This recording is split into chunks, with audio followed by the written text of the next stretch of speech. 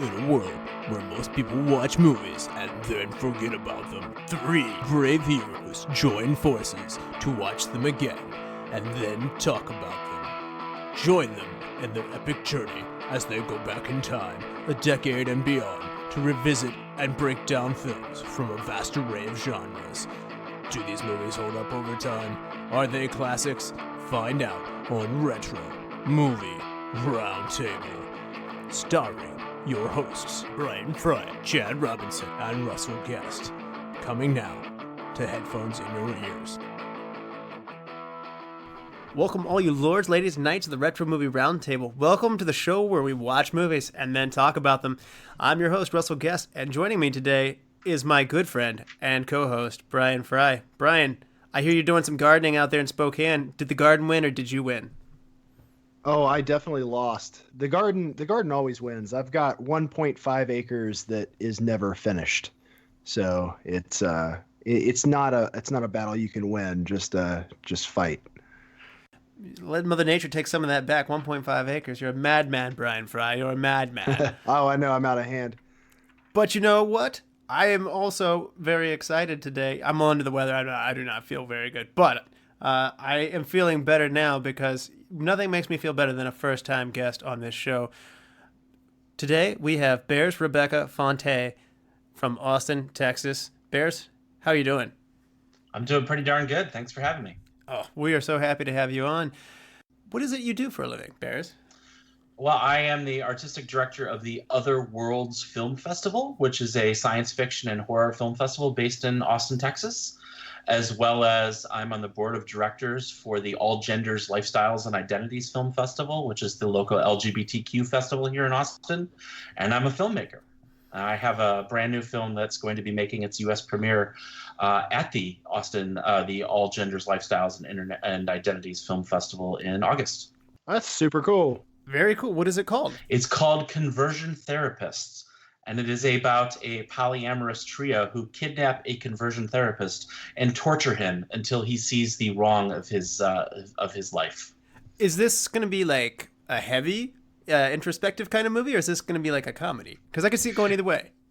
It's actually amusingly funny, but it's also very dark. So it's that sort of dark humor that I think you can only do if it comes from truth, painful truth.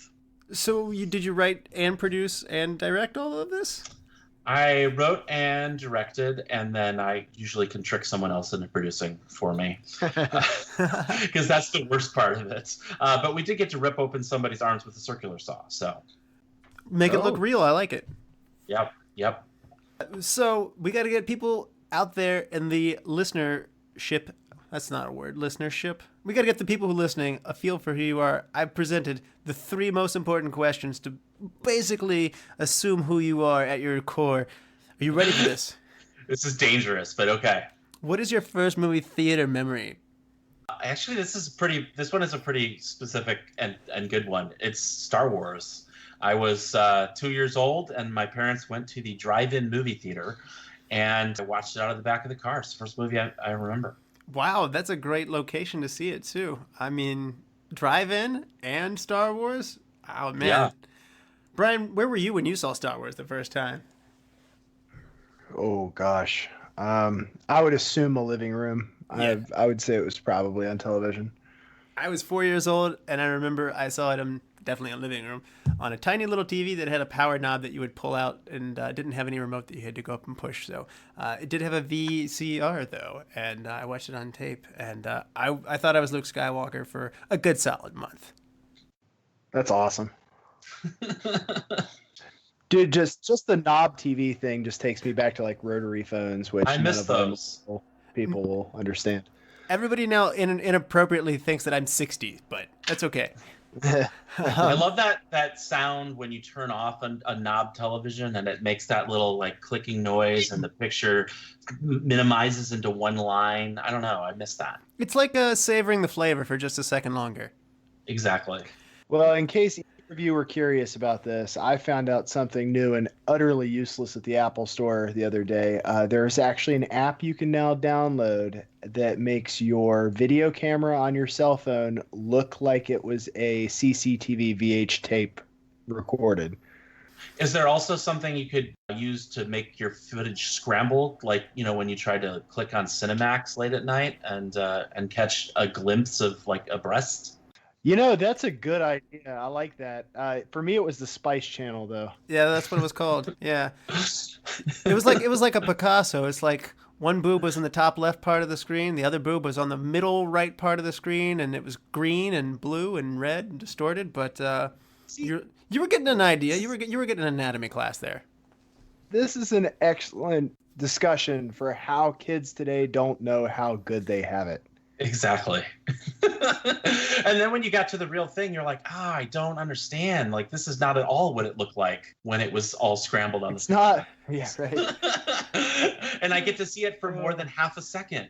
Bears, what is your favorite movie that takes place or was shot in Texas? Well, I'm tempted to say Logan's Run because it's another sci-fi classic, but I'm going to go a little more obscure and say Dancer, Texas, population 81. Sort of a talky drama in the vein of like Swingers, about 4 guys growing up, friends in a tiny town in Texas, and then just doing anything they can to get out of town. And of course, you realize none of them are ever going to leave ever.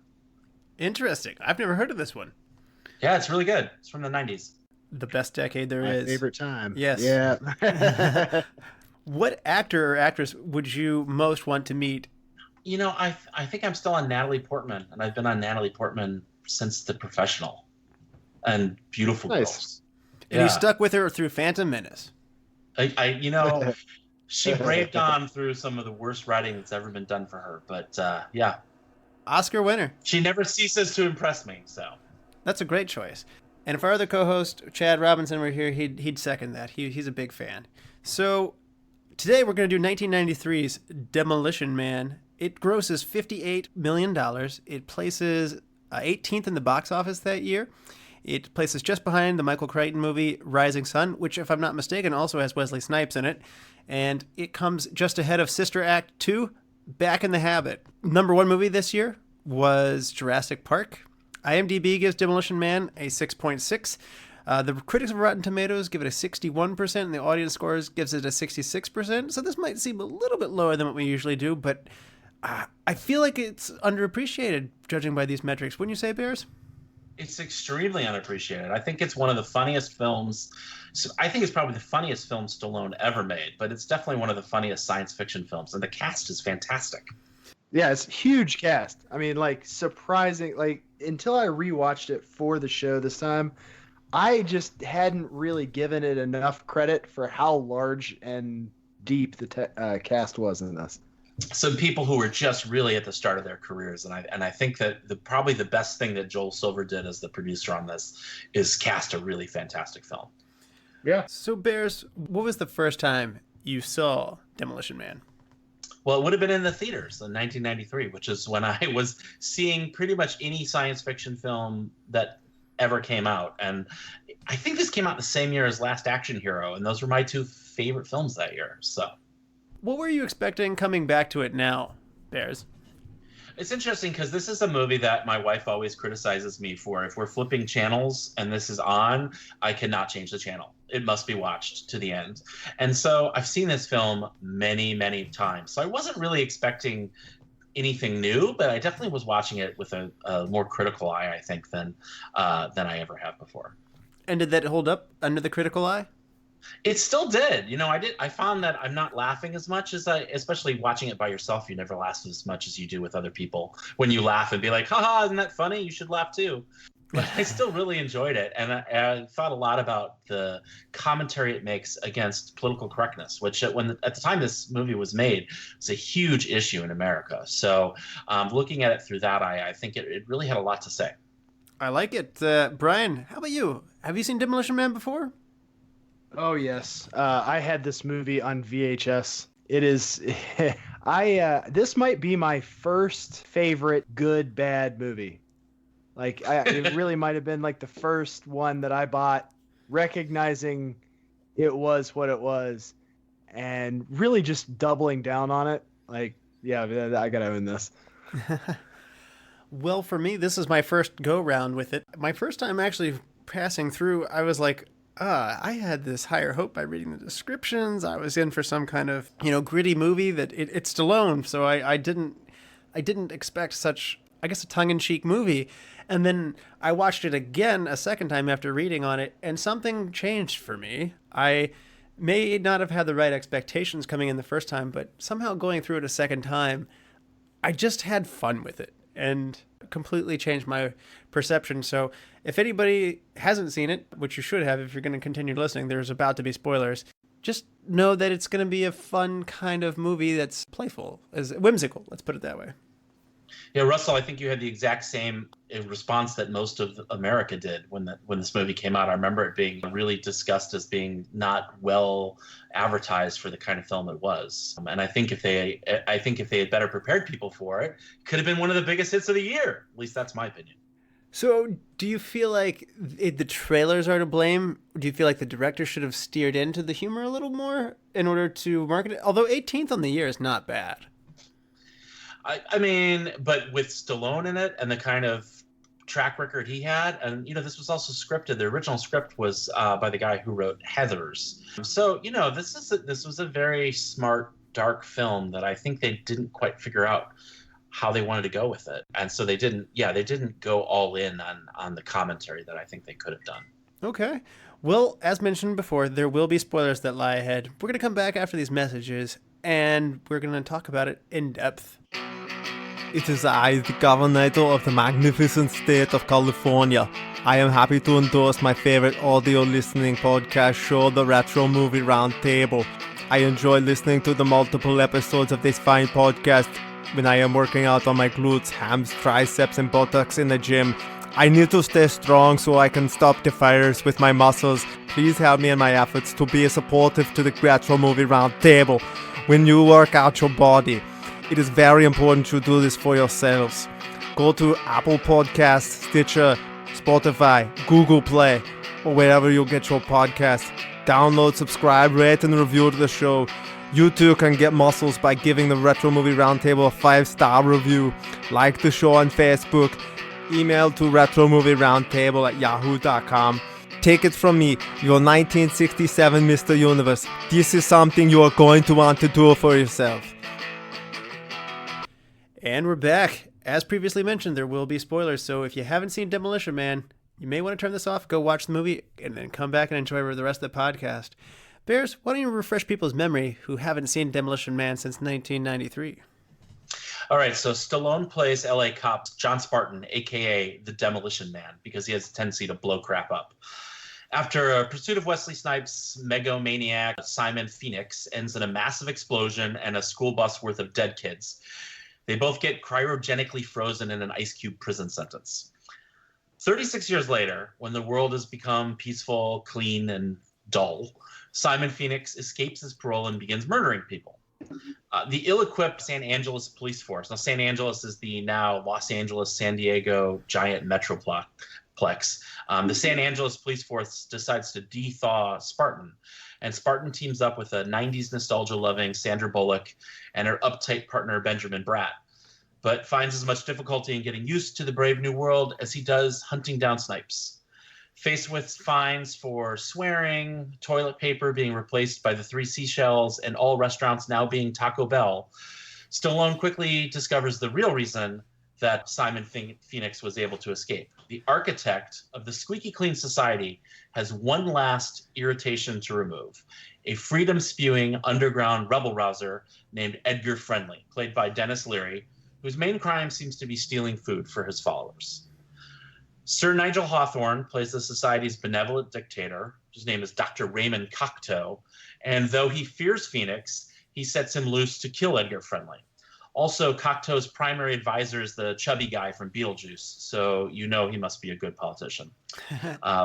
Bullock's character, whose name is Lenina Huxley, which is a Brave New World reference, loves having something to do as a cop for once. She's just been writing traffic tickets.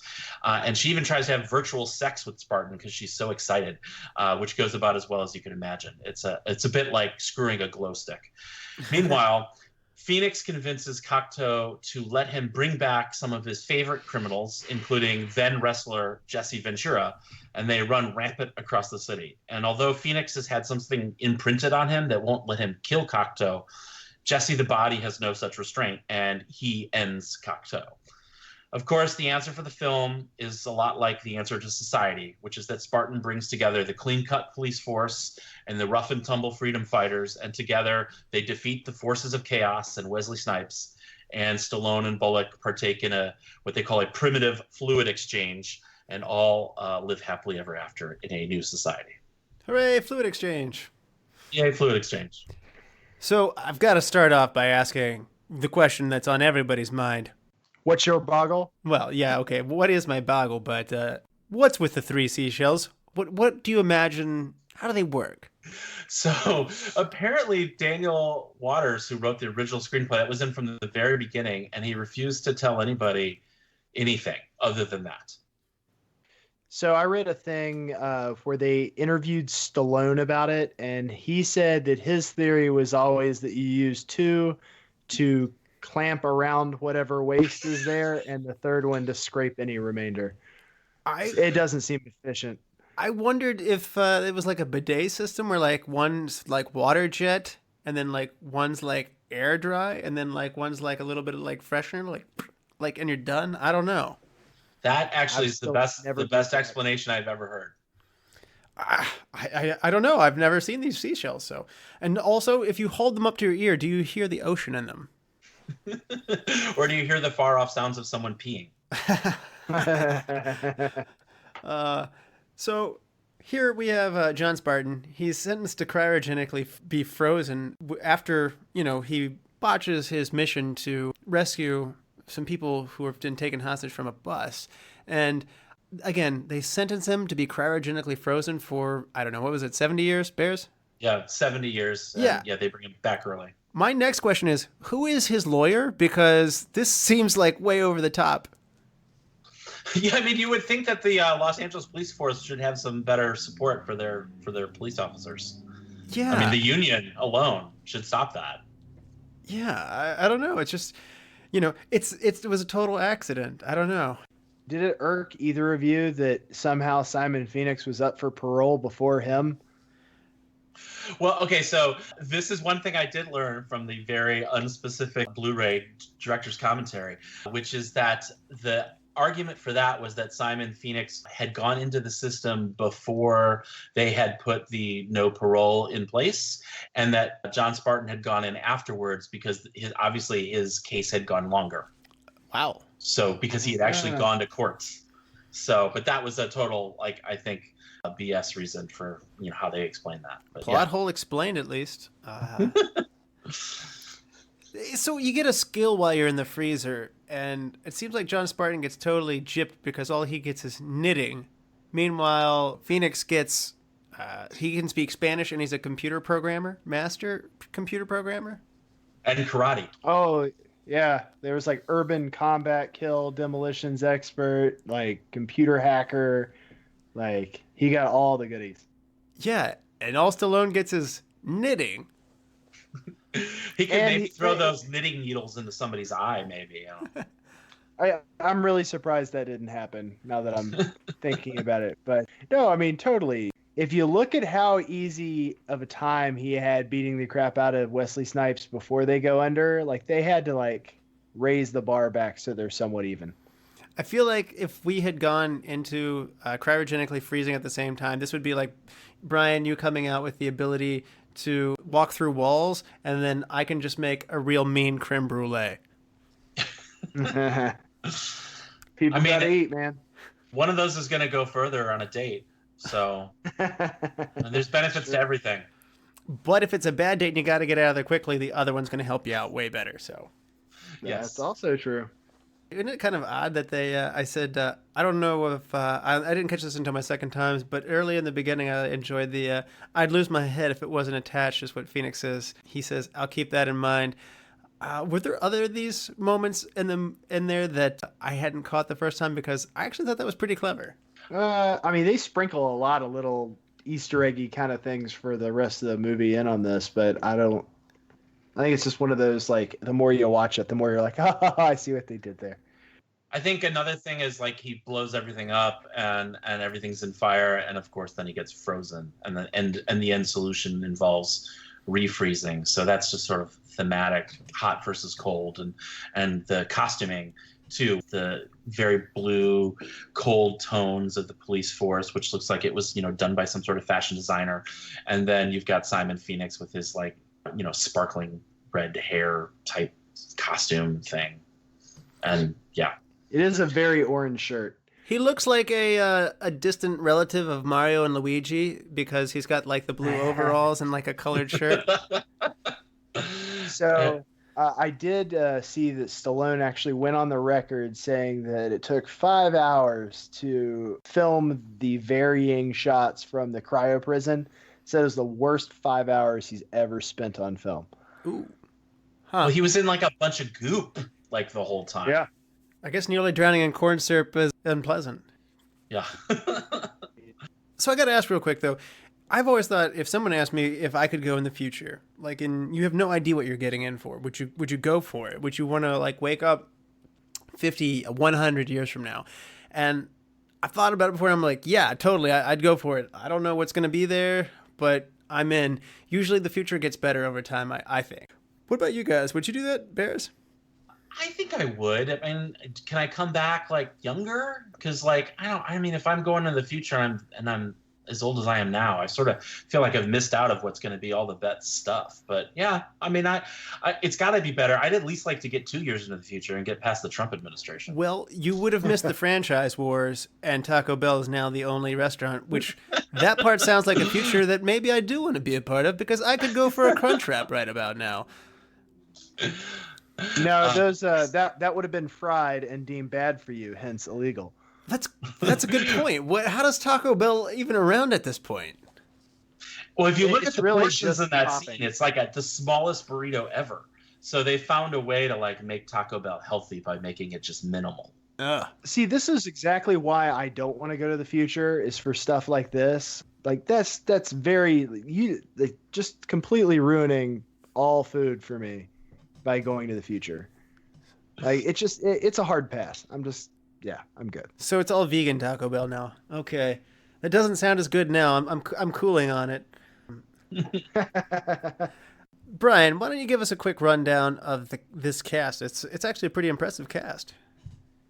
It is a fantastic cast. If you saw this on really any movie, I think it would be a must-see just based on it. But we're going to start, of course, with Sylvester Stallone, who plays John Spartan, who gets badass points just because his last name is Spartan. You've got Wesley Snipes as Simon Phoenix, obviously an allusion to Raising from the Ashes on that one, with all the things that are exploding. Sandra Bullock as Lenina Huxley. We got Nigel Hawthorne as Dr. Raymond Cocteau. Benjamin Bratt as Alfredo Garcia, although Alfredo sauce is gone, so I'm not sure if that was just a family name or what.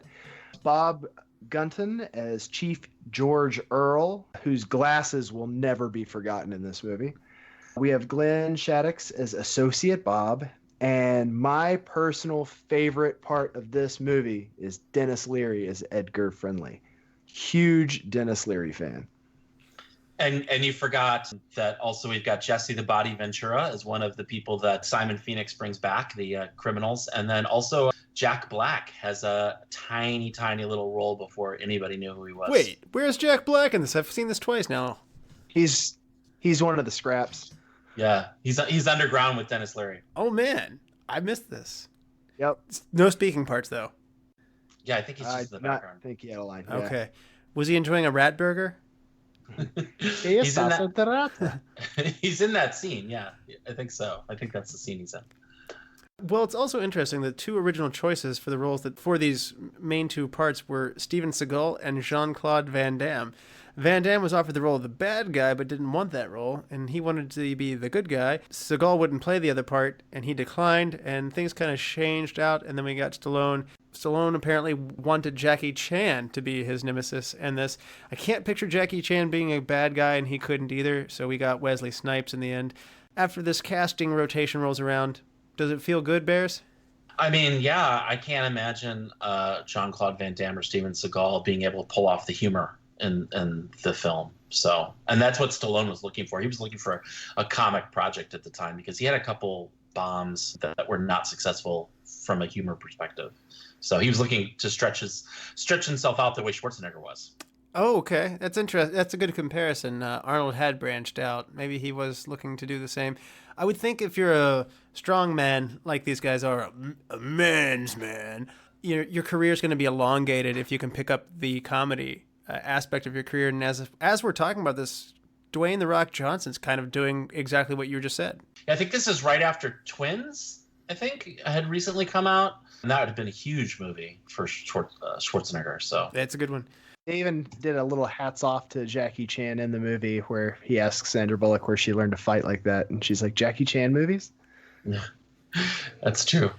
Nice. And also Sandra Bullock was a last minute change too. Yeah, this is one of those things that I kind of raised an eyebrow at when I read about because I really do like Lori Petty. Tank Girl and Point Break are two favorites of mine as well. A League of Their Own, too. I am super happy Sandra Bullock did this movie. Like I said, I probably saw Speed first, but that was a year later, so I can't be 100% on that.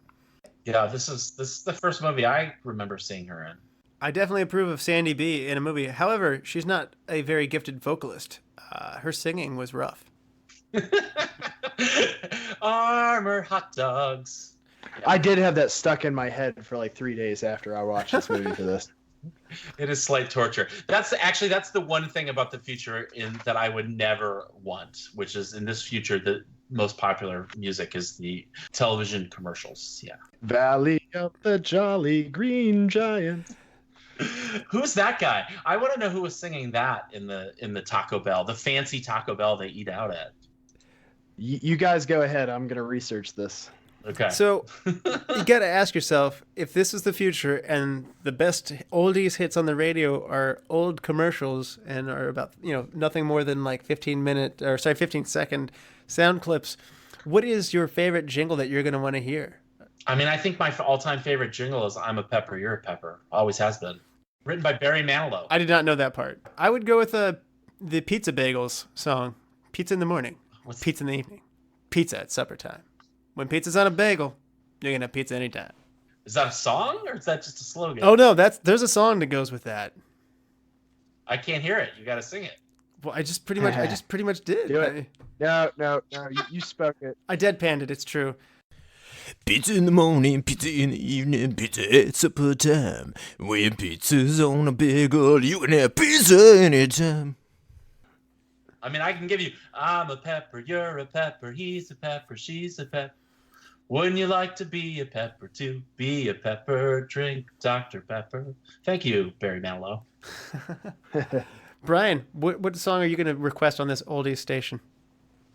I'm going to say Kit Kat, give me a break, give me a break. Break me off a piece of that Kit Kat bar. That's a good one. It's a good one. There's also the Huggies I'm a Big Kid Now that got stuck in my head a lot back in the day. The guy who plays the piano in Taco Bell's name is Dan Cortese. He's an actor. It was just a special guest appearance. Wow. All right. And one last casting note, Denis Leary was actually cast later. They rewrote the part for him, and they wanted to give him a rant, as nobody rants better than Denis Leary. So no, that's so true. I think he has like 3 rants in the film. He's got like one at the beginning when they introduce him, and then one later, and then one at the end of the movie. Like, just because you can't do anything once, you have to do it 3 times. Yeah. I want to see Denis Leary and Lewis Black go off simultaneously on something, because these are the two like angry comedians that just, they have to work themselves up into an utter rage to do their bit. I just feel like Denis Leary now only shouts at me about buying a Ford. And so it was nice to remember that he actually used to do something else before that. Oh no, he was big in the 90s. He was good. Yeah, he was funny. I always loved the bit coffee flavored coffee. Brian, what do we think about the director here in this one? I don't really have a whole lot of like deep thoughts on it. I think this is one of those movies where you got to take it as it is, if you know what I mean. You got to go into it with I'd recommend no expectations. I was super young when I saw this, but yeah, I just kind of went into it and I was like, this is hilarious, and let's go with it. But I'm not sure if I've ever seen anything else he's done. I have not either. His name's Marco Brambilla, and I'm not familiar with any of his other movies. It's not a real long catalog, but I actually thought this movie was really clever when I went back and watched it the second time. So I gotta say that they did a pretty good job of finding humor in a movie that, if I read the script initially, I'm not sure this much humor would have been in it, but maybe it was. Bears, what are your takes on Marco Brambilla's presentation?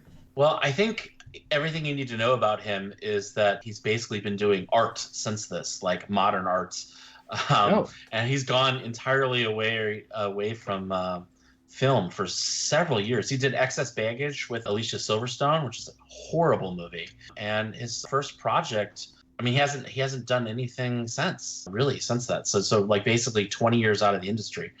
And I think that probably the humor was in the script. I think there was probably more humor originally since it was a Daniel Waters script. So, Daniel Waters, who wrote Heathers, I almost wonder how funny the script is that we haven't seen, the original. Oh, so do you suspect that Waters wrote it to be more humorous, maybe? Yeah. So Waters wrote Heathers. He wrote Ford Fairlane. He wrote Hudson Hawk.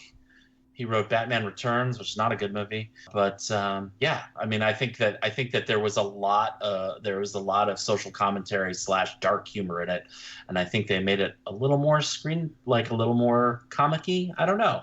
I mean, I don't want to complain too much because it's, like I said, my favorite movie of all time.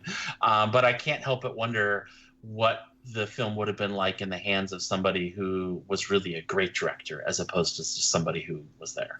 It is interesting that you mentioned that. I did think there were several parts of this that worked really well. One thing that I liked is that the movie opens up in 1996 and you see just a terrible world falling apart. It's like the a urban riot, but it's widespread. The whole city's on fire and it's very post-apocalyptic, and you don't really get to fully appreciate the future society unless that you see how crappy it is in the beginning and how they would have taken all these measures or why people would have accepted all of this or given their freedoms away.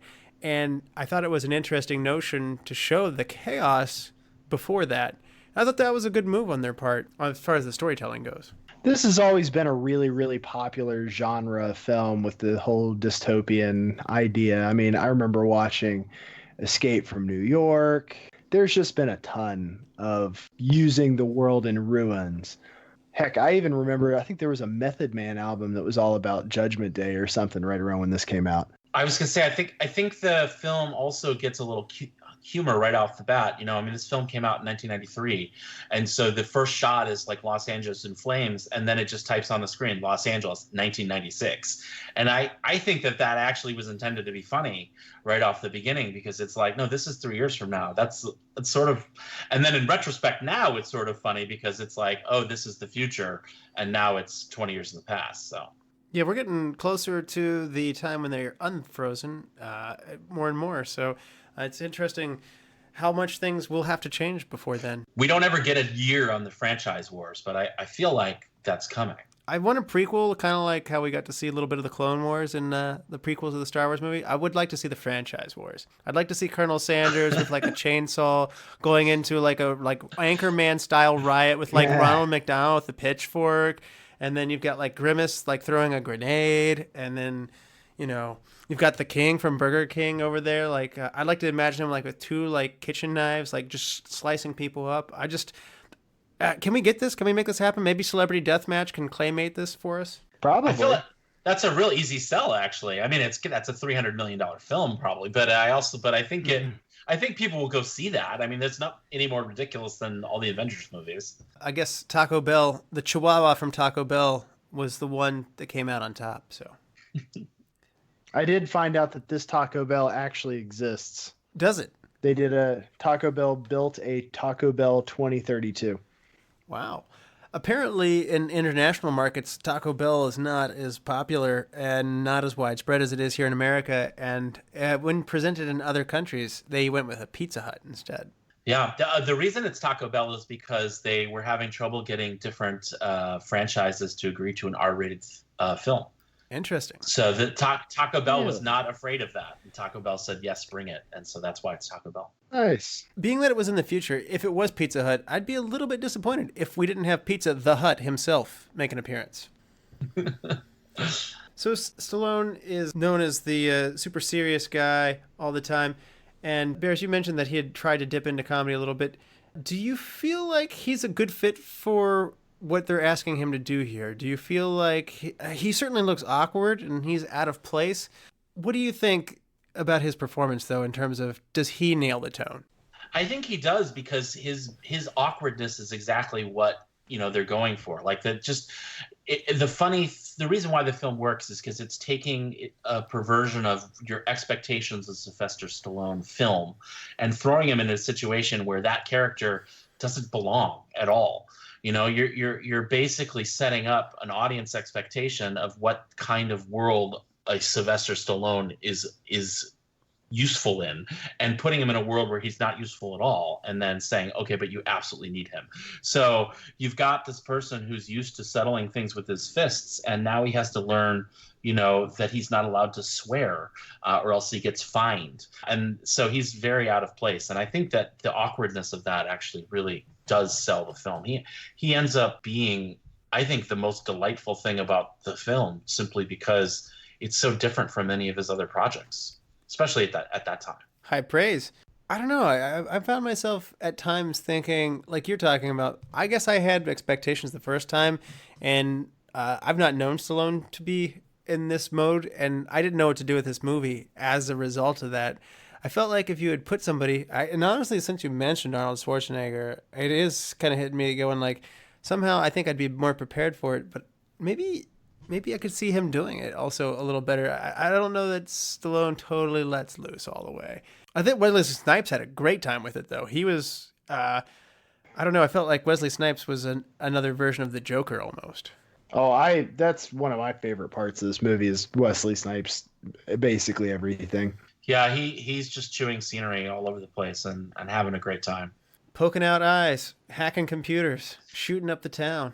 I think actually the best, even though the film is set up as Stallone versus Snipes, the most interesting contrast is the scenes that Wesley Snipes has with Nigel Hawthorne, a Royal Shakespeare actor, because their performance style is so different. And you could just tell Nigel Hawthorne the whole time is like, look at this clown, which I love. It works really well for the film. Right. I mean, it kind of feeds into that arrogance. That was the thing that I thought was probably the most outwardly weird part of rewatching it after I haven't seen it in a while. The police chief is such a dick. Like, everybody else is at least cordially nice to Stallone at the police station, except the chief, who's like kind of an asshole to him. And the whole time I'm thinking, like, wouldn't he be like saying nice, mellow greeting things? No, he's a dirty, dirty criminal. We wouldn't tell you about your child. We got a job to do here. I mean, I just thought that was strange. Which, by the way, we don't find out anything about his child. Was that not like a set? I feel like somebody set that up and they did not follow through with that. That was too heavy of a line emotionally to not follow through on. What was that? Because he comes out of the freezing process and he asks about his wife. He finds out that she's not around anymore, and that devastates him. And then he asks about the fact that he had a little girl, and they cut him off, and there's nothing more to be said about it the whole time. It's interesting that you asked that, because that was a plot line that was abandoned. Essentially, there was supposed to be a sequence when he goes down into the underground and meets Denis Leary and has the rat burger. That's where his daughter is, and he was supposed to have a meeting with her for the first time and their relationship rekindled, and then you were going to see her again at the end of the film when they make their peace and they say the best way to get society forward is for a little bit of each one of you, and there was supposed to be some resolution with the daughter, but they just thought it was getting to be too much. They never filmed those scenes, so it was taken out of the script. But yeah, that was a leftover line. I think that's interesting that they didn't excise that line. I think the sadness of the wife being dead would have been more than enough. I don't know why you needed the daughter. I agree, and the movie's a little bit on the long side, so I can sympathize with looking for where to cut. But you're right, just simply removing that one line would, because that kept eating at me. The second time through, I was just kind of looking at this, going like, did I miss something with that? Some other things that they did cut out, though, there were some more violent scenes with Simon Phoenix involved. I guess he would have been ripping out the eye of the warden, machine gunning down several in the cryo prison and actually showing it. There was a sewer battle sequence and final showdown where the cryo prison was heavily cut down, and the original finale included a scene where Spartan fights and kills several more prisoners who were thawed out. Simon was also there. He had wakened up other cryo people and injected them with something to make them stronger and harder to defeat, and there would have been a more violent scene with Jesse Ventura involved as well, where he takes on Stallone. It's interesting that all of this was done and then cut. It kind of goes back to my question of what was Marco Brambilla taking from the script, and do you think that he had maybe shifted the tone of this movie? Because it sounds like they shot these scenes anticipating it to be grittier, but then they took them out in favor of more the campy approach. That's kind of how I speculate. I just want to know where my director's cut is. Yeah, I don't know if there is one. I mean, I would certainly watch that. But yeah, I mean, considering they assumed that this film was going to be R-rated from the beginning, why do you make it a little bit less violent, but still go for the R rating? I mean, I don't understand that. I don't know. It's weird. It didn't really feel like an R-rated movie, though, now that you mention it. Did it feel like that to you? It wouldn't be an R-rated movie now, I don't think. I don't even think the language is that bad. Yeah, man, they cuss a lot in this. Are you kidding me? Is it that bad? Think of how many times you heard beep, you've been fined one credit. Yeah, that's true. That's true. I mean, they cuss a lot in this movie. I guess. But I mean, it's a lot, and it's a lot of F-bombs too, which is always more damning. It's not the bloodiest of movies in the world. Like when he goes to the cryo prison, how they chose to shoot it was they just kept the computer just coming up with murder, kill, death. Murder, kill, death. For going on a killing spree, you're right. I was sitting there kind of thinking, I was like, I feel like we should see some of this. Their tension they're building there, it doesn't necessarily come through unless you see some of the havoc he's wreaking on them. I mean, there's some good chances for some explosions and some pyrotechnics and stuff to go off. Yeah, like I said, I'd love to have a director's cut of this movie. I think that'd be totally worth it. I'm seeing there's an online petition for Warner Brothers to release a extended version that was circulating several years back, but it does not appear to have many signatures. How about that? Well, we need to add 3 right now. It has a target of 1,000 signatures, and it currently has 13. Oh, no. For shame. Considering, like, the director's mother is one of them, I mean, That's rough. That man. is rough. Wow, we have more ratings than that on iTunes. That's embarrassing. I now want to look up who started this online petition and see if he's connected anywhere. It's like to anybody. It's like that South Park kid from the episode on Facebook where he doesn't have any friends. Oh yeah. It's funny you mentioned Arnold Schwarzenegger there, Bears, because one of the best lines in this that I thought was Arnold Schwarzenegger, the presidential library. He was the 61st constitutional amendment was passed, allowing him to run for president. And in 2003, Arnold Schwarzenegger was elected governor of California and probably would have been a pretty decent presidential candidate had he been able to run for it. But he was not able to. But it's funny, none of this has happened. And they just amusingly said Arnold Schwarzenegger was president. Ha, ha, ha. How crazy would that be? And, well, Donald Trump's your president. How about that? So it's not actually even the only time that Stallone has made a dig about Arnold Schwarzenegger and the presidency. In the first Expendables movie, Bruce Willis is basically interviewing both of them for this job he needs done. And Schwarzenegger outright says no, and that Stallone can have it. And as he's walking away, Bruce Willis asks him, "What's that guy's problem?" And Stallone goes, "He wants to be president." It's funny, at the same time as this film making a joke about Arnold Schwarzenegger being president, Last Action Hero was coming out with Arnold Schwarzenegger coming out of the movie and going into a video store. Or actually, he's in a movie, he's in a video store in a movie. And the kid is trying to point out that he's in a movie and not in real life. And they come across a giant standee of the original Terminator. And it's Sylvester Stallone in the character of the Terminator. So they were that. Always friends and always kind of finding ways to rib each other in their films. Absolutely. And I love it. yeah, and there's a lot of good banter in this movie too. I don't know. I guess we got a lot of it between Snipes and Stallone, but particularly in the gunfight scene in the museum, I enjoyed their banter back and forth, and I kind of was taken to, like, I love the movie Hot Fuzz with, like, Simon Pegg and Nick Frost and them going around town shooting and going on this massive, like, shooting spree while having, campy, cliche banter and just, like, soaking it up. And again, this movie, like Hot Fuzz, knows that this is just ridiculous dialogue, but they dig right into it anyway. I just think it's fun how, like, these guys don't hit anything they're shooting at, but it's almost like they're having fun with each other. I was just kind of thinking it was those new weapons that, couldn't be aimed, because they make a big deal out of this brand new gun that Simon Phoenix rips off. And then it's like literally the worst shot. He's like 15 feet away from shooting Stallone.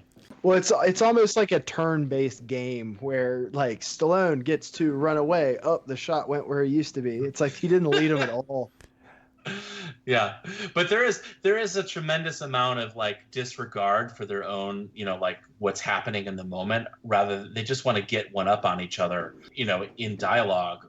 They're even shouting at each other as they're running through the flames in the opening scene. They're fighting in the as the whole building is going up in flames and they're yelling at each other. So I think that's just, these are two people who, like, really, really just hate each other, and they enjoy fighting in any version, whether it's guns or words. I think their interplay is what really sells, the conflict.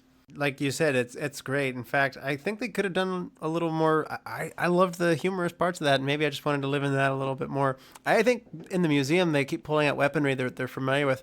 I think it would have been really fun had they pulled out, because it's a museum, had they pulled out some older weaponry for them that's really antiquated, like an old musket, or like pick up like a revolutionary like bayonet, or like actually fire a catapult or something like that. And he used a cannon. He did to blow open the door. It's true.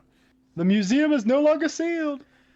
I just love the people working at the museum who are like trying to help him break in, essentially. I mean, just as he's smashing things, he's like sitting there pounding his hand and trying to break into the display, and they're like, "What can I help you with?" Mellow greetings.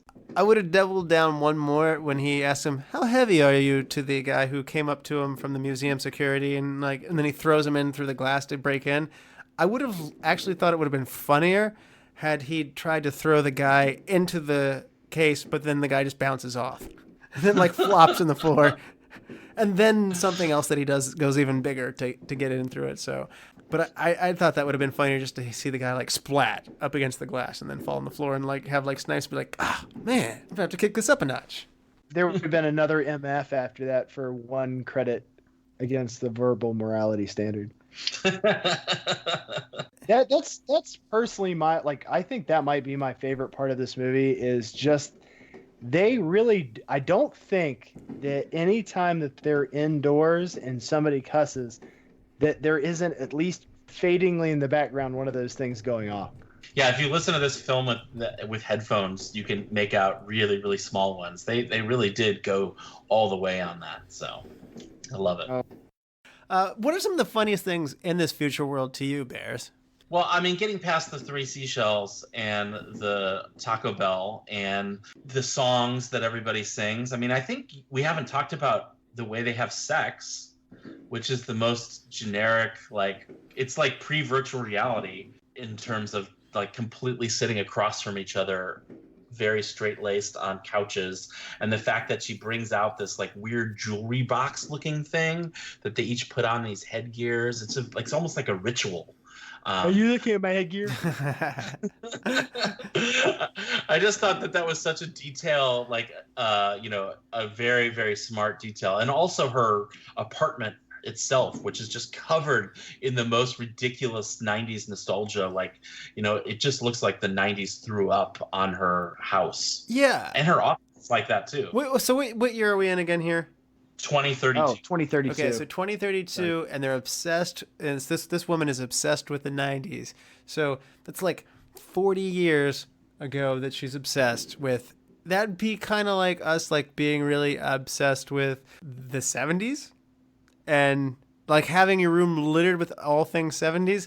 Is there a person out there who's like got like ABBA on the wall and like Saturday Night Fever posters on the wall? And isn't that have we stopped to think about like what is Sandra Bullock's deal with the fascination for this time?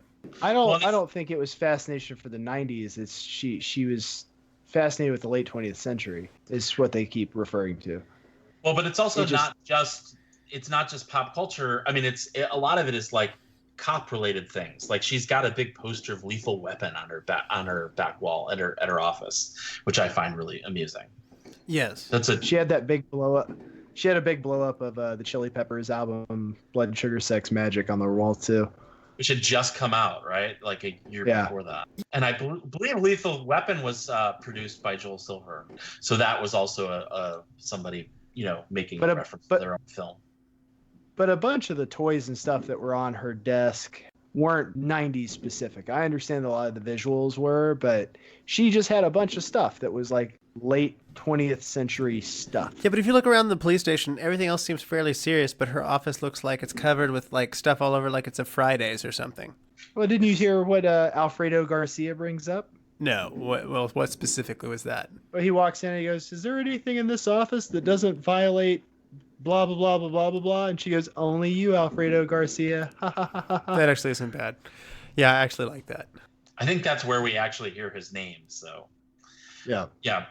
I thought that she comes off as being very different from the rest of the entire police force, so that works pretty well. But this is a society that is sort of has this fascination with the past. I mean, she's fascinated in the 90s, which is a more complicated sort of darker time, but everybody else with the commercials and that dial back the clock for morality. I mean, it's all about making America great again. I mean, that is what it sort of feels like, that they're going back to this time when America was more moral, and that we don't have to worry too much, and safety on the streets. And, there is always an element that is going to try to sell that as a better society than one in which it's a little bit more dangerous, but we have more freedoms. No, that's a really good point, and I think that's actually part of why I thought this movie was pretty smart the second time around.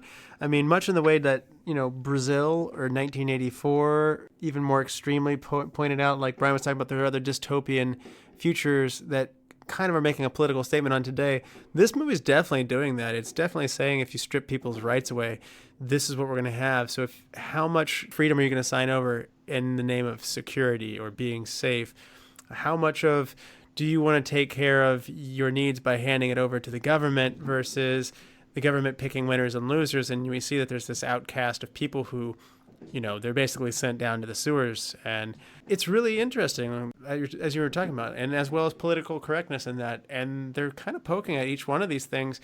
And while they're having fun and blasting up the place as well as fighting and stuff, there's actually some pretty smart stuff in here. Bryan, what are your thoughts on that part of the movie? Or are you just more having fun with this thing?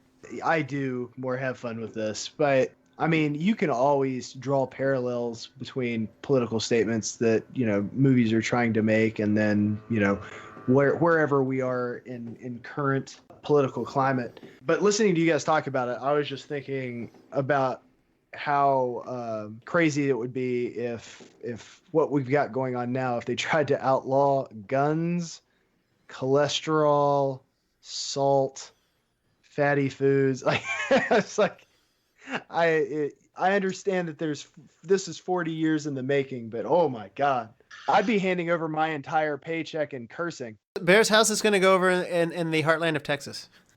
I mean, I think that we pretty much base our entire society around guns and cholesterol here. So I don't think that this society would be possible. But let's face it, this society is in San Angeles, which is a combination of Los Angeles and San Diego. And I actually don't think it's that out of the question that, at least if you look back when this film was made, which is 1993, and the wave of political correctness that people were just experiencing for the first time, and the true fear that existed amongst conservatives at the time, I mean, I think that they were trying to sound an alarm a little bit.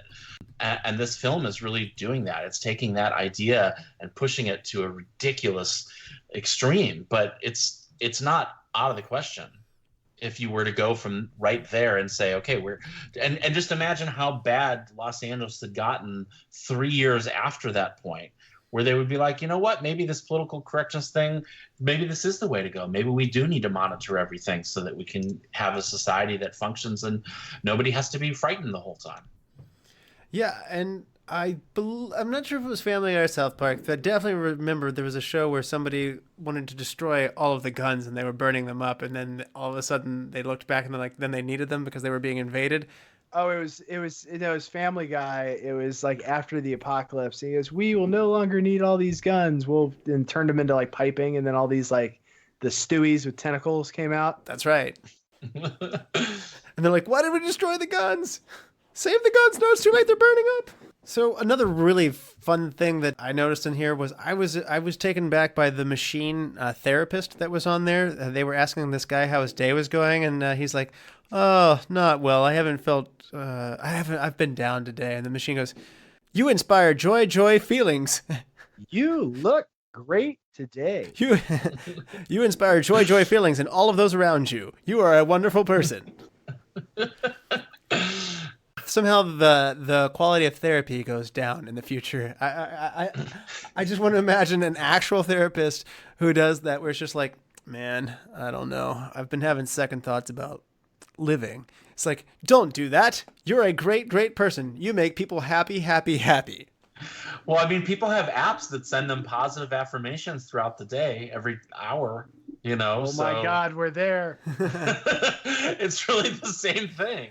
And I want to know, at what point in history we start to high five swirl in the air? Did you notice how Rob Schneider goes up to give somebody a high five, but they let it they just rotate their hand and like. Well, they address that too. When he first walks up to the big guy and like does like the full handshake, and then she's like, "People aren't used to physical contact." Oh, good point. There was like a flu epidemic or something. Everything is based on something that happened, right? And so these things happen because of society moving really quickly. I think there's probably some very long involved, story behind that I don't know if we ever needed to see, but yeah.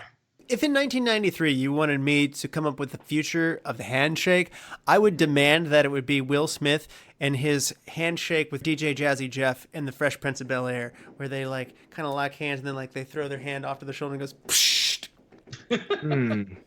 That's how we should greet each other in the future. So the opening scene, actually, I think it's interesting. Did you think that explosion looked real, Bryan? Oh, no. I think the special effects in this movie were garbage. Well, okay. But, well... Sorry. It's just... a lot of 90s action movies suffered from this. So, please don't read that as hate. Just, this is not the best visual effect. I was focusing on the positives here first, because the explosion that I was referring to, though, in the beginning, when he goes in to face off with Simon Phoenix and the building's burning down around them and it blows up with the hostages inside, it's actually the Belknap Hardware Manufacturing Company in Louisville, Kentucky.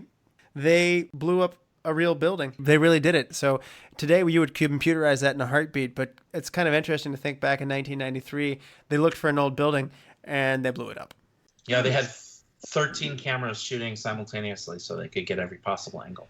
And MTV apparently held a movie tie-in contest where the grand prize winner got to push the button to trigger the explosion for this scene. So that'd be pretty cool. That would be pretty cool. Yeah. I'd be like, you see Demolition Man? I blew that building up. For real. It was me. And then they'd point out that you left 12 hostages inside and that they were innocent people on a bus, and you would be cryogenically frozen for the next 70 years. And then forced to eat nothing but lame versions of Taco Bell for the rest of your life.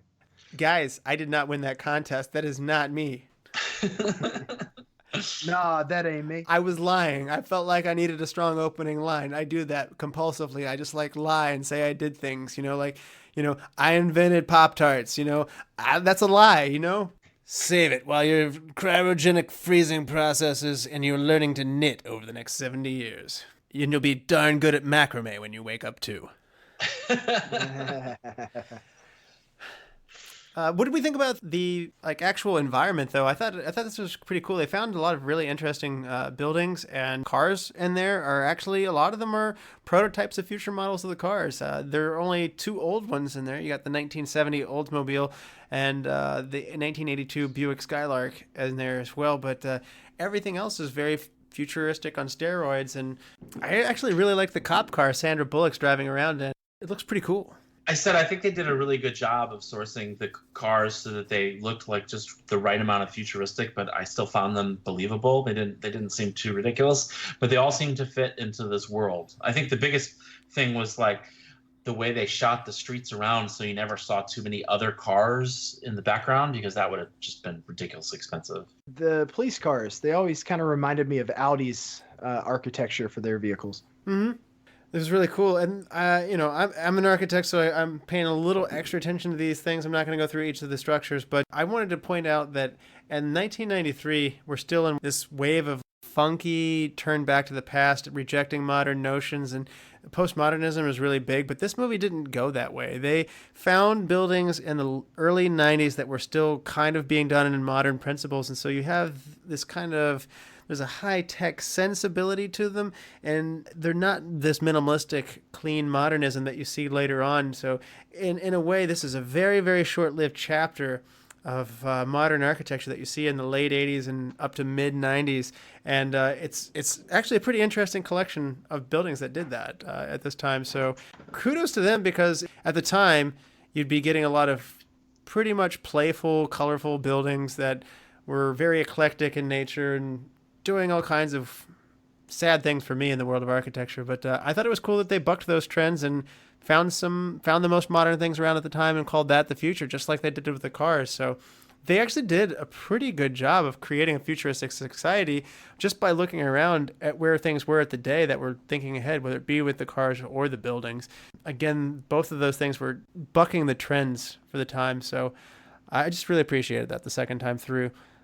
But I don't know that they got it as well with the wardrobe. What are your thoughts on the wardrobe, Bears? Well, I think that the cop uniforms look like some sort of weird cross between, Sergeant Pepper's and the Runway, mixed with Napoleon. They're very fluid and but regimental at the same time. I don't know. But the rest of everybody else, everybody just seems to be walking around in sort of Japanese muumuus. Yeah, it is very, very Asian with basically everything outside of the scraps where they're still wearing tires, basically. I will say the one moment that doesn't hold up at all in the film is there is a really racist joke that Wesley Snipes makes as he walks by somebody. I think it's in the museum. Yeah. And I just cringed when I heard that. And that he was, he was improvising through this whole film, because he never bothers to remember his lines. That's been his story for, 30 years. So I think that clearly that would be taken out now. It's almost a shame that you can't go back and just take that out, because it doesn't make sense in the scene that he's doing it in either. Yeah. It just goes to the fact that he's an asshole. A jerk, yeah. No, that's definitely well pointed out. You're right. I think if somebody kills multiple people for pleasure, then their racist outbursts are probably not going to be the most damning thing about them. That's true. I think it would have been nice if that he had done a few more jerk things in the museum. Like maybe there's a kid with a a snow cone, and he just slaps the snow cone out of his hand on the ground and points and laughs at him and he goes, ha ha. I mean, I feel like that would have been perfectly within his character. So yeah. The more you play that up, the more I forgive some things. But it just reads as like that they were trying to make some sort of commentary in the way Blade Runner does about, the way society had advanced and the, racial makeup of the current people living in Los Angeles. And they just weren't smart enough to do it in a way that was like non-offensive, even for the 93. I knew better than that when I was in high school, that you don't do things like that. So I don't know. Yeah, Deck, the score. You're either cop or you're not. Wesley Snipes, he has different color eyes, which I really like, but his haircut, in theory, he has this back in 96, and while that might be commonplace in the future, that's a strange haircut. It's shaped weird. It's like blonde. And again, he has these blue overalls with like an orange shirt. He's just I just want you to picture yourself, because this is from 1996 in theory. You get on a bus and then you sit next to this guy. It's like a villain from a Pee Wee Herman movie or something. I don't know. Did you guys see what they were wearing in the movie Hackers with Johnny Lee Miller? And it's apparently I was too young and probably too much in West Virginia to realize that in New York, people were wearing some really weird stuff in the 90s. Not saying that Jinko jeans weren't weird enough, but... So the chief of police, as Bryan, you alluded to this earlier, one of the most wild pieces of wardrobe in this has to be the chief of police's glasses. I just can't stop looking at that guy's face. Like, it almost distracted me. Like, it was just like, it's got these rims that are offset from the other rims, and it's just got rims on rims. It's my next pair. And why does Sandra Bullock have no eyebrows? I want to know that. I think they're probably they're unhygienic in the future. I don't know. Other people had eyebrows. I was looking around and I was sitting there going like, was this something that happened in the future? But no, other people have eyebrows. I don't understand why people remove eyebrows and then draw them on. It's creepy. It's like a clown that like draws their face on. I don't like it. It's a personal thing. It's like I've always found that unnerving. Yeah, I don't know. I don't like that. Something I meant to look into. Were his eyes two different colors before he was cryogenically frozen? Good question. I think they changed with the the behavioral modification / cryo freezing stuff. I'm also disappointed he didn't use more Spanish along the way that he had picked up, because when they're unfreezing him, he's mocking the guy who's, reading him his parole hearing, and he's mocking him by translating it all into Spanish at the time. I thought some more Spanish use, just for the novelty of, I know Spanish, is fun. And now that I think about it, he handled, I know how to computer program better than Keanu Reeves handled learning Kung Fu in The Matrix with, whoa, I know Kung Fu. Oh, damn, I'm possessed. Yeah, exactly. Wonder if I can play the accordion too. That might have, really served him well in combat, the accordion. Playing the accordion? Oh, yes. And one last piece of wardrobe thing that I had saw here was Sandra Bullock's costume during the Taco Bell sequence is made out of gems and rhinestones, and it weighs approximately 40 pounds, that's a lot of weight for a dress. And so she starts to jump, celebrating the fact that I think he cuts a tent down, knocking some of the people who are coming their way, at which point that is only going to slow down people coming to mob you. They're only going to mildly inconvenience them, whereas everybody's like standing around clapping. It's like, yay, you've subdued them with a piece of cloth. But her dress at this point breaks, and so she's actually holding her arms. They're kind of holding it up into place, and that's the actual clip in the movie if you go back and check this out. So wardrobe malfunction. Wesley Snipes' character is definitely where Dennis Rodman got his haircut through most of the latter 90s. The Dennis Rodman blonde actually came from Wesley Snipes, who hated the hair color. He literally shaved his head after this movie. Oh, wow. Oh, I'm glad that, he had such a positive effect on Dennis Rodman, as a role model.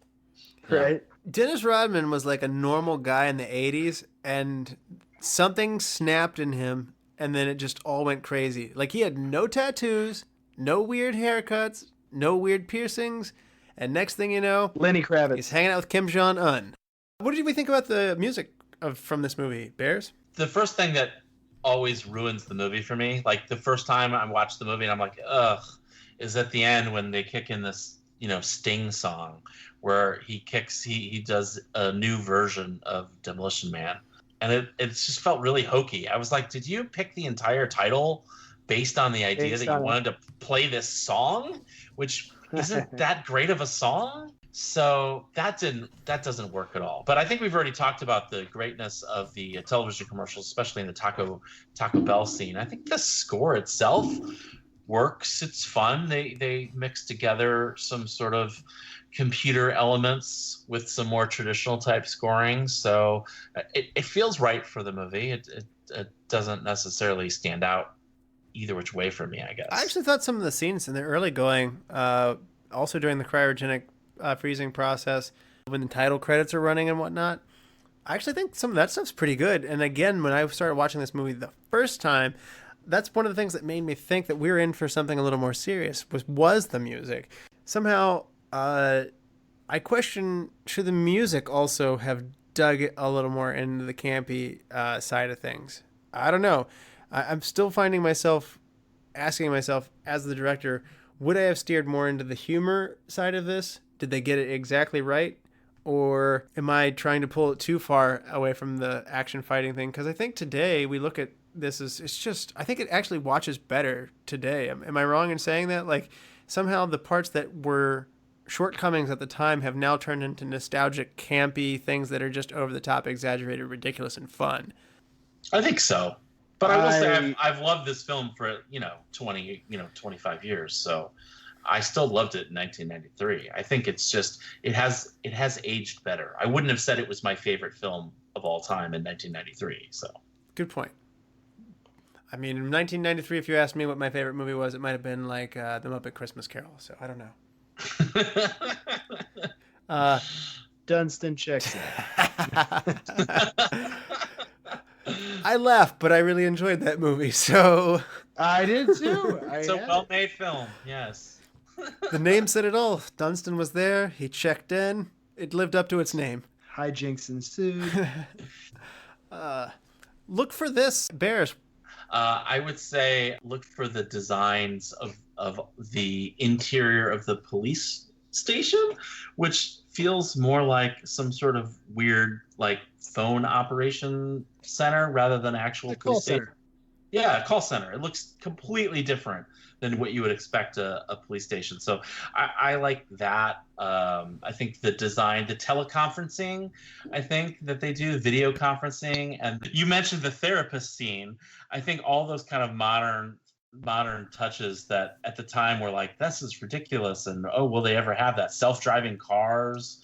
I mean, just take a stock of all the things that we don't... that we didn't have in 1993 that we basically have nowadays. Well, they avoided the trope of, hey, let me get this fax from over here. And then like they go over to a giant fax machine the size of a like house, printing out a piece of paper at like one line at a second with scrolling paper through. So they didn't over glorify any current technology from 1993 that now looks completely outdated, other than maybe the mini disc.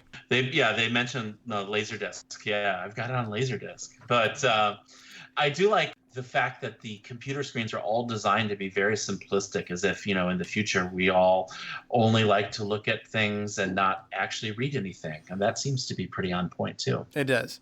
Brian, look for this. I'm going to go with the computer voice that is constantly assisting the police with doing their jobs.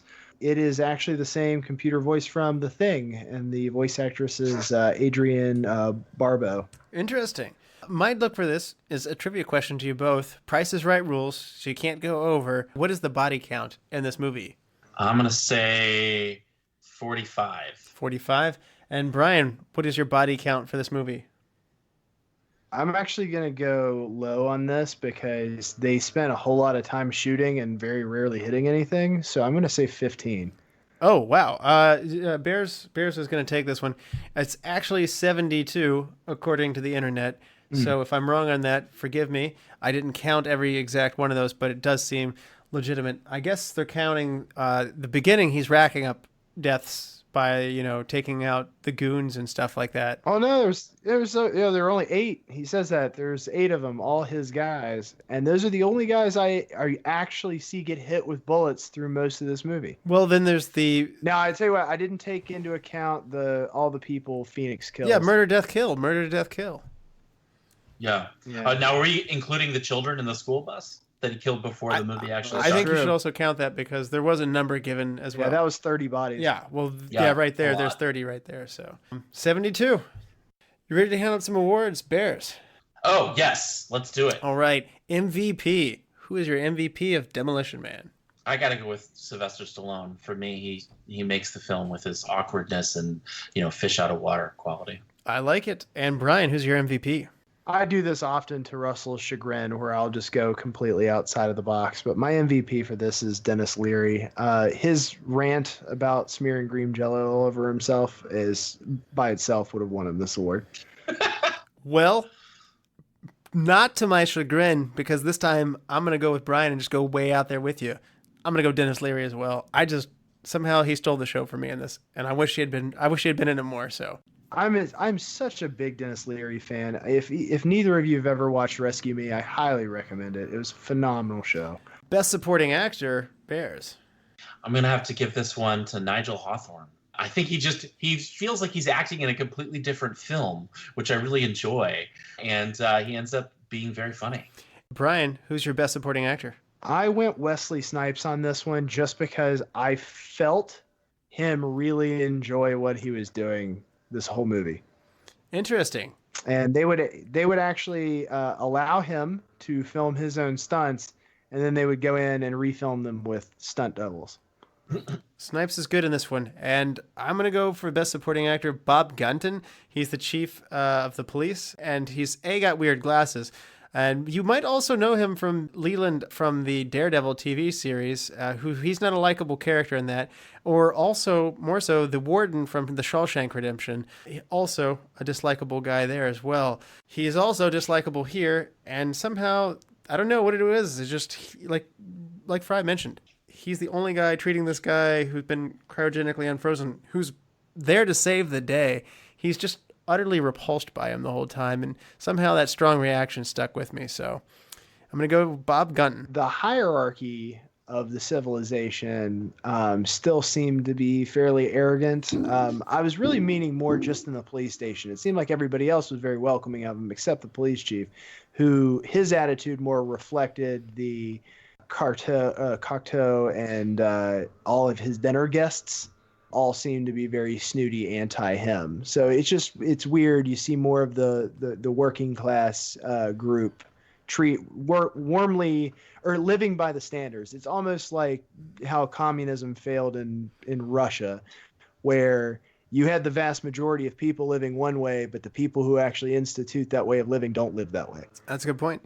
So Bears, hidden gem.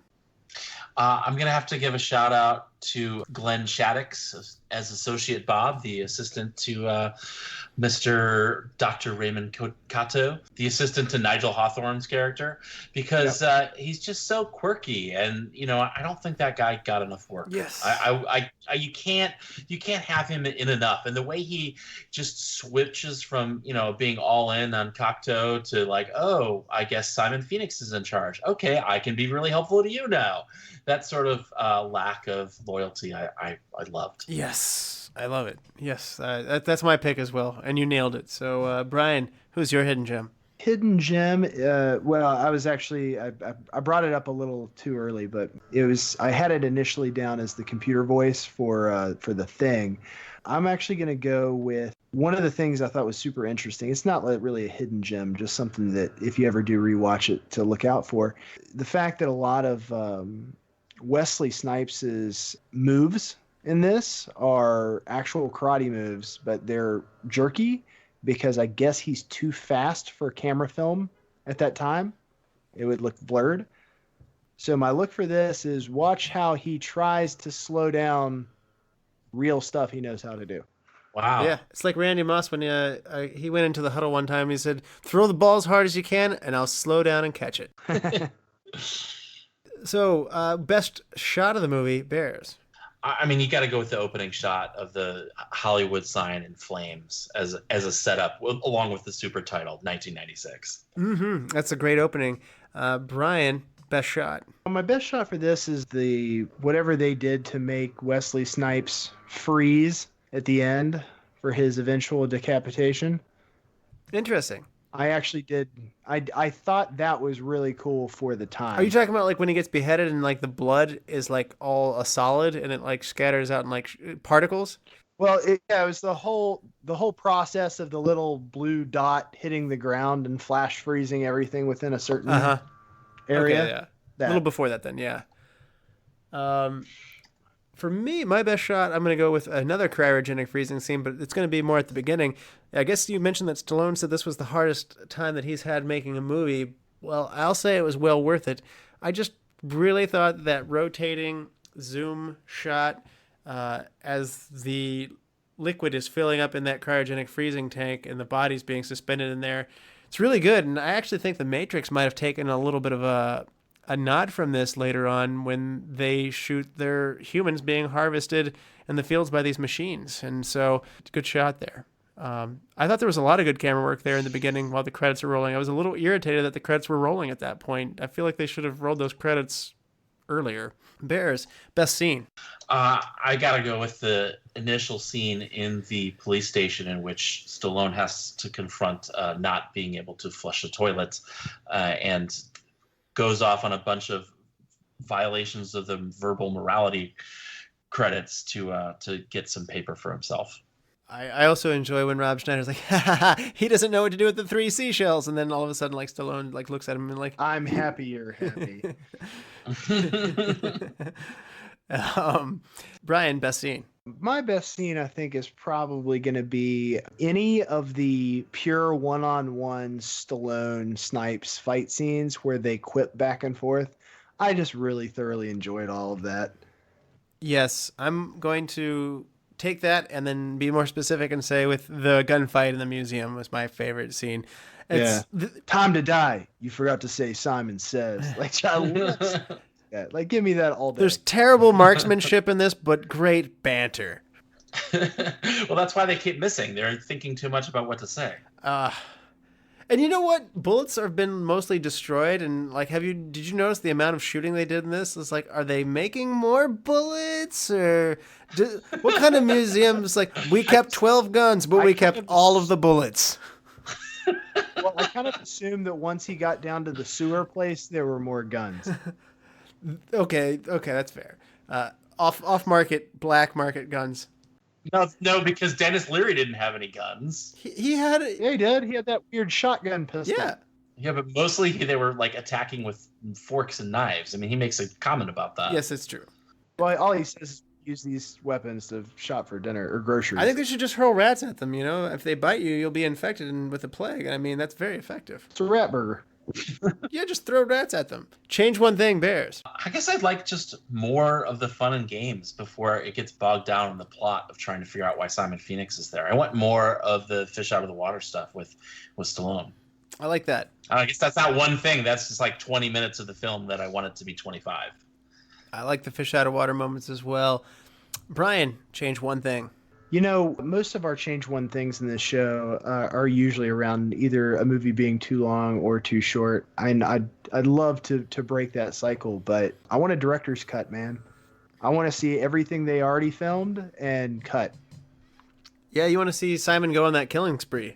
I don't really care what the content is, but I would like to see what the whole of the movie was before really judging it as a total piece. Okay. And it's not a short movie to begin with, but Bryan went longer.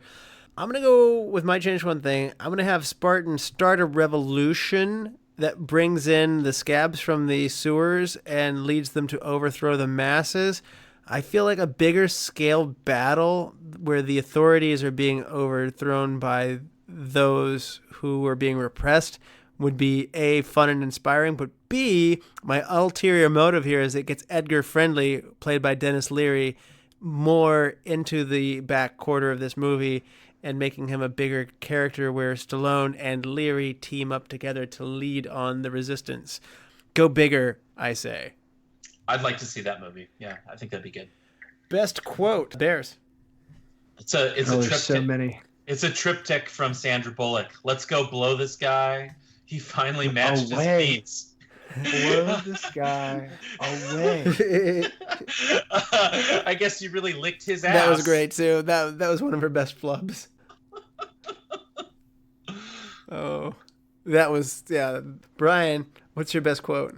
Well, I wanted to bring up, I actually used a quote from this movie in one of the first podcasts you had me on, Russ, as the ending quote. And that was, "Mellow greetings, museum patron. What's your boggle?" All right, I like it. And I didn't know what you had done that from at first. I had to go look it up, and I was like, okay, Demolition Man. I've not seen that. And now when I got to it on this movie, when he says, "What's your boggle?" I was like, where have I heard that? And then I remembered it's the great movie fan Bryan Frye. There are so many great lines in this, and so many of them you can use out of context, and people just look at you weird, which I love doing all the time. For instance, "Yeah, I do. Teddy bear." and then he's just magically released out of the chair that's holding him down. This security system's terrible. Simon says, "Bleed."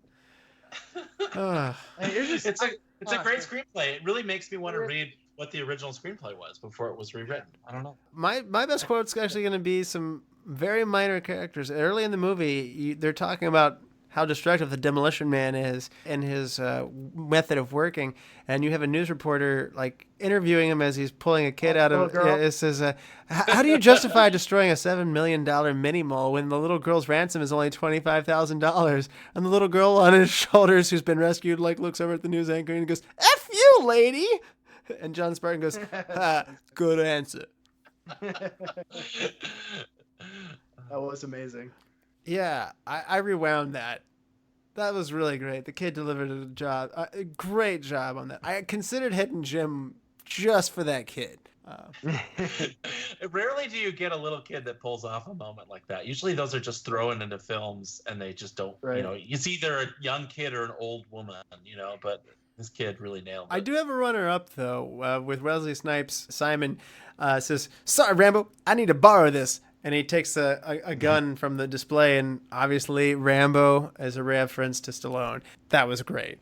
I mean, maybe in this world it's a Stallone movie. I mean, it's a Schwarzenegger movie. Could be. Ooh. So before we give our ratings, Bears, tell the people at home about the Other Worlds Austin Film Festival. Yes, Other Worlds is the preeminent science fiction and horror film festival, possibly in the world, certainly in America. And you can find us on www.otherworldsaustin.com. When is the festival? It's in December, so the December 5th through 8th this year. It's always the first weekend in December, if you're listening to this in 2032. Do people travel for this? Like, is it a...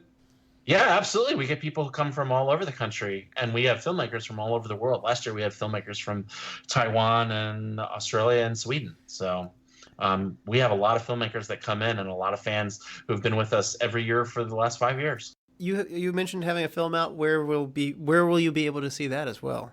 So it is making its way around the film festival circuit. It'll next play the All Genders, Lifestyles, and Identities Film Festival, the LGBTQ Film Festival here in Austin, but it should be coming soon to a town near you all around the country for the next year on the film festival circuit, called Conversion Therapist. Conversion Therapist. Check it out. So this brings us to the full circle. Round to the end here where we started. What would you rate Demolition Man, Bears, on a 5-star scale? It's 5 stars for me. 5.5 even. I like it. Dial it up to 11. Exactly. Bryan, what do you rate this movie? I'm going to give it a solid 4. 4, I like it.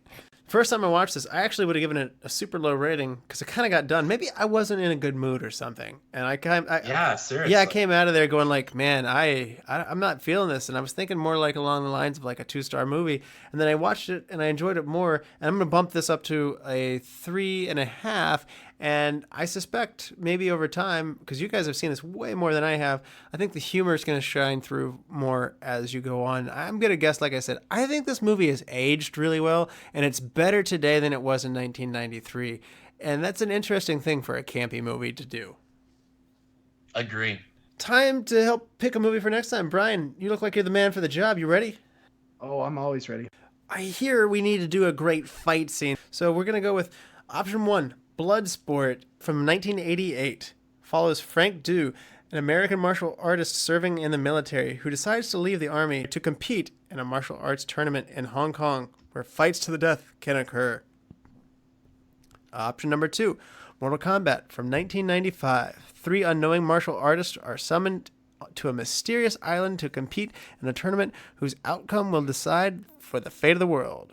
Option number 3, Big Trouble in Little China from 1986. A rough and tumble trucker helps rescue his friend's fiancée from an ancient sorcerer in a supernatural battle beneath Chinatown.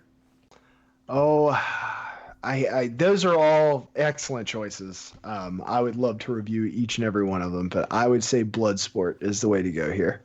Well, if we live long enough, we'll review every movie. That's a promise to everybody out there. I don't know that we will, but we'll just, one a week, we'll just keep chipping away at them all. Bloodsport it is. Check that one out for next time. Bears, thank you so much for coming on the show for your first time. We hope you had fun. Yeah, I did. Thanks for having me. Thanks for letting me talk about my favorite film of all time. Absolutely. And to all the lords, ladies, and knights of the Retro Movie Roundtable, we invite you to reach out to us. We want to hear from you. Subscribe, rate, and review to the show on iTunes, Spotify, Stitcher, wherever you get your podcast. Those iTunes reviews are really helpful and help other people find the show. Give us a like on Facebook. Email us at retromovieroundtable@yahoo.com if you want to be on the show or want to have a longer discussion yourself. As always, thank you for listening. Be good to each other and watch more movies. Bryan? And by the power vested in me, I now pronounce you man and knife.